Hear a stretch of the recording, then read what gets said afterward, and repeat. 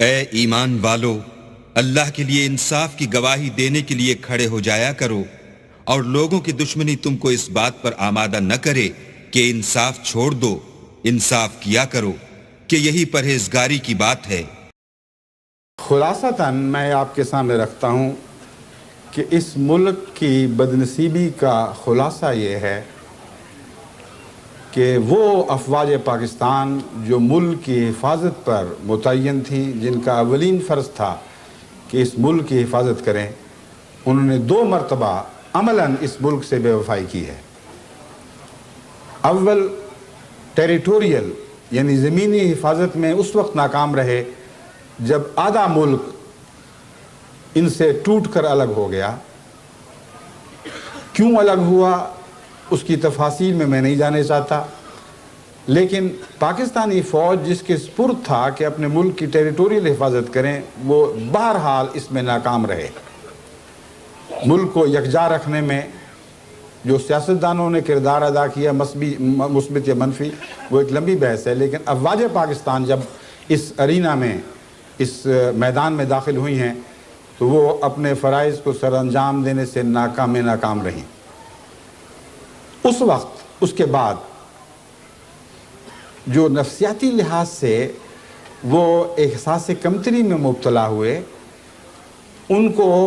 شفا بخشنے کی کوشش میں جنرل ضیاء الحق صاحب نے ایک نیا فارمولہ پیش کیا، اور وہ فارمولہ یہ تھا کہ دراصل افواج پاکستان ملک کی نظریاتی حفاظت پر متعین ہے۔ گویا کہ زمین ہاتھ سے جاتی رہے تو کوئی پرواہ نہیں، لیکن ملک کے نظریے کی حفاظت ہمارا کام ہے۔ ملک کا نظریہ 2 باتوں کے گرد گھومتا تھا، ایک اسلامی اخلاق اور اسلامی کردار، اور اسلامی انصاف، اسلامی مساوات۔ یہ ساری وہ باتیں ہیں جو قائد اعظم نے اپنے پاکستان کے تصور میں بار بار قوم کے سامنے رکھی تھی۔ اور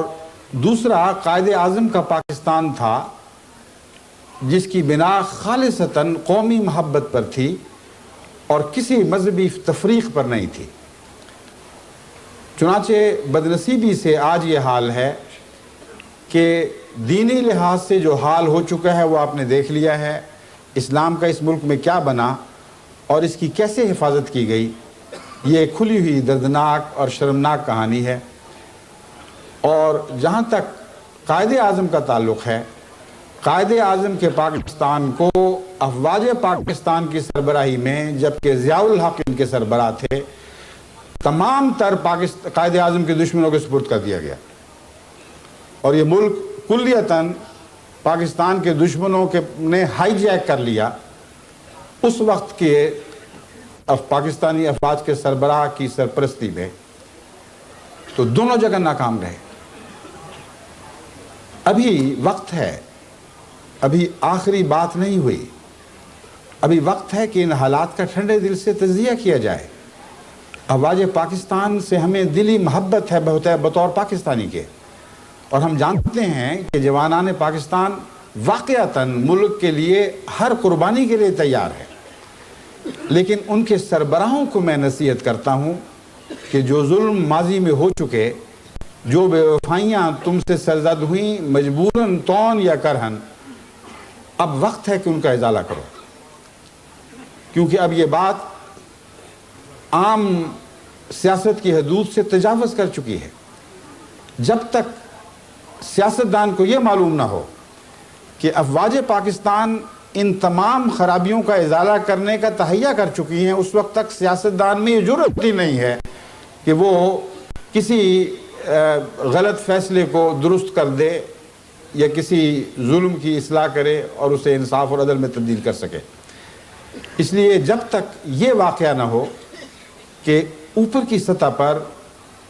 سوچ صحت مند رستہ اختیار نہ کرے، جب تک یہ واقعہ نہ ہو کہ ٹھنڈے دل سے گزشتہ تاریخ کا جائزہ لے کر یہ معلوم کریں کہ کہاں سے چلے تھے، کہاں جا پہنچے ہیں، اس وقت تک اس ملک کی بقا کی کوئی ضمانت نہیں دی جا سکتی۔ حالات دن بدن بد سے بدتر ہوتے چلے جا رہے ہیں۔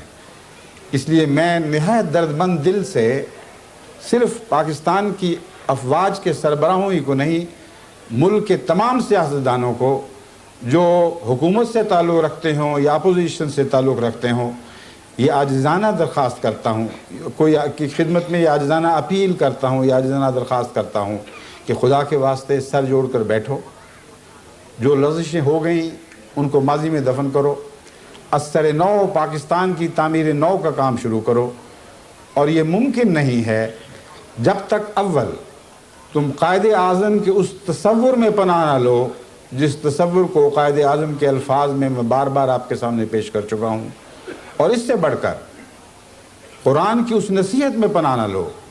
جو اس آیت کریمہ میں پیش کی گئی ہے جس کی میں نے پہلے تلاوت کی تھی، ان اللہ یامر بالعدل والاحسان وایتاء ذی القربی۔ اے مسلمانوں، خدا تمہیں عدل کی ہدایت دیتا ہے، عدل سے انحراف نہ کرنا۔ اگر عدل کرو گے تو احسان قائم رہے گا، اگر عدل نہیں کرو گے تو احسان قائم نہیں ہو سکتا۔ ہر وہ سوسائٹی جو عدل سے آ رہی ہے اس پر ناممکن ہے کہ احسان کا بالا خانہ تعمیر ہو سکے۔